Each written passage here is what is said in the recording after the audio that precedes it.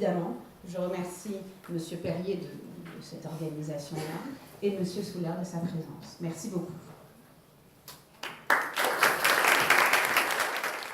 Le thème était assez large, c'était au fond la Cour de cassation et l'évolution du droit pénal.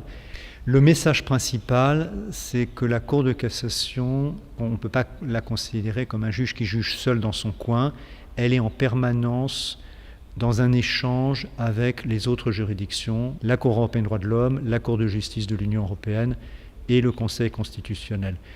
C'est ce qui caractérise l'époque actuelle par rapport à ce que j'ai connu, puisque j'y étais déjà à la Cour de cassation il y a 15 ans. Voilà, c'est le plus grand changement, c'est qu'il y a un dialogue permanent avec ces autres juridictions. Mais le débat n'a pas du tout pris en compte en réalité cet aspect qui était que dans le cas d'espèce, ça n'avait pas de conséquences. Préparant la magistrature, c'était important pour moi d'être à jour sur l'actualité et pour moi, c'était pas possible de passer à côté une intervention du président de la chambre criminelle.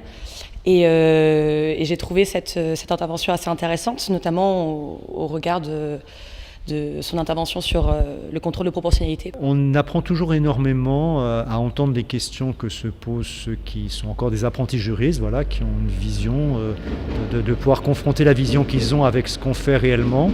Je crois qu'il faut vraiment qu'ils soient très curieux, il faut qu'ils soient ouverts à beaucoup d'aspects du droit et pas seulement à apprendre par cœur des articles du code, ce qui est d'ailleurs inutile, ou des livres.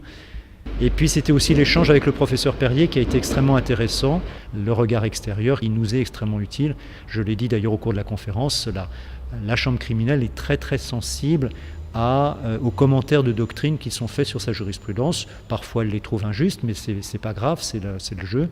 Et en tout cas, elle en tient toujours compte. C'est un grand plaisir aussi de parler devant peut-être de futurs collègues ou de futurs avocats, ou en tout cas des juristes. Forcément, c'est motivant, surtout quand on veut préparer la magistrature, parce que je sais qu'il est passé par la préparation du concours et par toutes les galères que je suis en train de vivre. Et c'est vrai que je me dis peut-être qu'un jour, moi aussi, je serai appelée au sein d'une université pour intervenir sur un sujet. On verra.